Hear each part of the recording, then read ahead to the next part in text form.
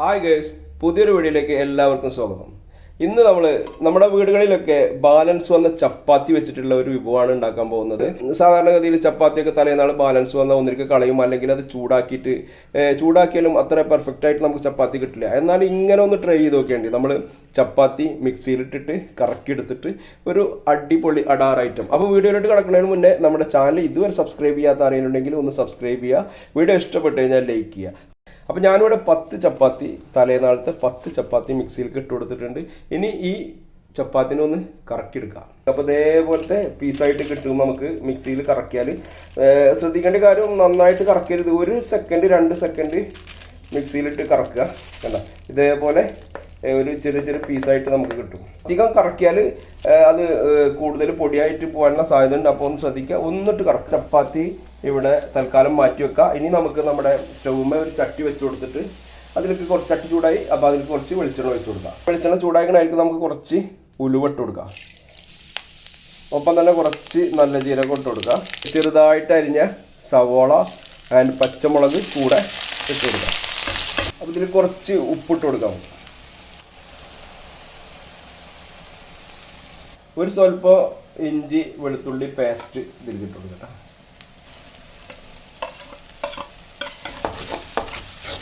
തക്കാളി ഒരു 2-3 തക്കാളി നമുക്ക് അരിഞ്ഞത്, ചെറിയ തക്കാളി കേട്ടോ, ഒരു 3 തക്കാളി ചെറുത് നമ്മൾ അരിഞ്ഞത് ഇതിൽ ഇട്ട് കൊടുത്തിട്ടുണ്ട്. അപ്പോൾ തക്കാളി, സവോള, വെളുത്തുള്ളി ഇതൊക്കെ വെന്ത് വന്നിരിക്കണം. അതിലേക്ക് നമ്മൾ മുളക് പൊടി, മഞ്ഞൾപ്പൊടി, ജീരകത്തിൻ്റെ പൊടി, കുരുമുളക് പൊടി, ഇത് 4ഉം ഇട്ട് കൊടുക്കുക.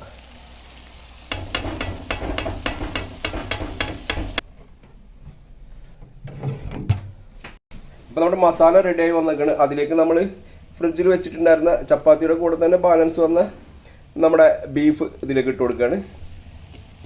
വേവിച്ച് വെച്ച ബീഫാണ്, ഫ്രിഡ്ജിൽ വെച്ചതാണ്, അത് ഇതിലേക്ക് ഇട്ട് കൊടുത്തിട്ടുണ്ട്. വേവിച്ച് വെച്ച ബീഫ് നമ്മൾ ഇതിൽ നന്നായിട്ടൊന്ന് ഇളക്കിയതിന് ശേഷം, നമ്മൾ ബീഫ് ഉണ്ടാക്കുമ്പോൾ അതിൻ്റെ കറി ബാലൻസ് വന്നതാണ്, അത് ഇതിലേക്ക് ഒഴിച്ചു കൊടുക്കുക. അപ്പോൾ നമ്മുടെ ബീഫിൻ്റെ ചാറ് വേവിക്കുമ്പോൾ ഉണ്ടാകുന്ന ചാറുണ്ടല്ലോ, അത് മാറ്റി വെച്ചതാണ്, അതും ഇതിലേക്ക് ഇട്ട് കൊടുത്തിട്ടുണ്ട്. നമ്മുടെ പഴയ തലേന്നാളത്തെ ബീഫ് ഇതിലേക്ക് ഇട്ട് കൊടുത്തിട്ടുണ്ട്. അപ്പോൾ മസാല ഒക്കെ സെറ്റായി അടിപൊളി മസാല ഇട്ടാ, നല്ല സ്മെല്ലിട്ട അടിപൊളി മണട്ടാ. അപ്പോൾ നമ്മുടെ മസാല റെഡിയാക്കി തിളച്ച് വരുന്നുണ്ട്. അപ്പോൾ നമുക്ക് ഇനി നമ്മുടെ മെയിൻ സാധനമായ നമ്മുടെ ചപ്പാത്തി ചെറുതായിട്ട് മിക്സിയിൽ പൊടിച്ചെടുത്തല്ല, ചെറുതായിട്ട് മിക്സിയിൽ നമ്മൾ ഒന്ന് കറക്കിയെടുത്ത ചപ്പാത്തിനെ നമുക്ക് ഇതിലേക്ക് ഇട്ട് കൊടുക്കാം. അപ്പോൾ മുഴുവനായിട്ട് നമുക്ക് നമ്മുടെ ചപ്പാത്തിനെ ഇതിലേക്ക് ഇട്ട് കൊടുത്തിട്ടുണ്ട്. ചപ്പാത്തിയൊക്കെ ബാലൻസ് വന്നാൽ എല്ലാവരും ഇതേപോലെ ഒന്ന് ട്രൈ ചെയ്ത് നോക്കുക. അടിപൊളി ടേസ്റ്റാണ് ഇങ്ങനെ ഉണ്ടാക്കി കഴിക്കുമ്പോട്ടാ. ഇങ്ങനെ ഒന്ന് ഉണ്ടാക്കി കൊടുത്താൽ, പഴയ ചപ്പാത്തി എന്ന് പറഞ്ഞാൽ ചിലപ്പോൾ കുട്ടികൾ കഴിക്കില്ല. ഇങ്ങനെ അടിപൊളിയായിട്ട് ചപ്പാത്തിനെ മിക്സിയിലൊന്ന് കറക്കിയിട്ട് നമ്മുടെ ബാലൻസ് വന്ന ബീഫും കറിയും ഒക്കെ കൂടിയിട്ട് ചപ്പാത്തിന് ചെറുതായിട്ട് ഇതിൽ ഇട്ട് കൊടുത്തിട്ട് ചൂടാക്കി കൊടുത്താണ്ടല്ലോ അടിപൊളി ടേസ്റ്റിൽ കഴിക്കും. അപ്പോൾ നമ്മുടെ ചപ്പാത്തി മിക്സിയിൽ കറക്കിയിട്ടുള്ള ഐറ്റംസ് അടിപൊളിയായി വന്നിട്ടുണ്ട്. അപ്പോൾ ഇനി ഇതിൻ്റെ മേലേക്ക് കുറച്ച് മയോണീസ് ഒഴിച്ചു കൊടുക്കുക.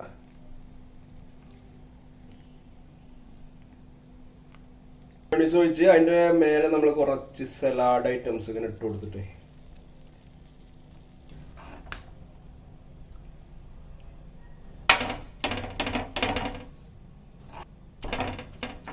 ചപ്പാത്തിയും ബീഫൊക്കെ കൂടിയിട്ട് നമ്മൾ കൊത്തു പൊറോട്ട മോഡലാക്കിയത് കഴിച്ചു നോക്കാം.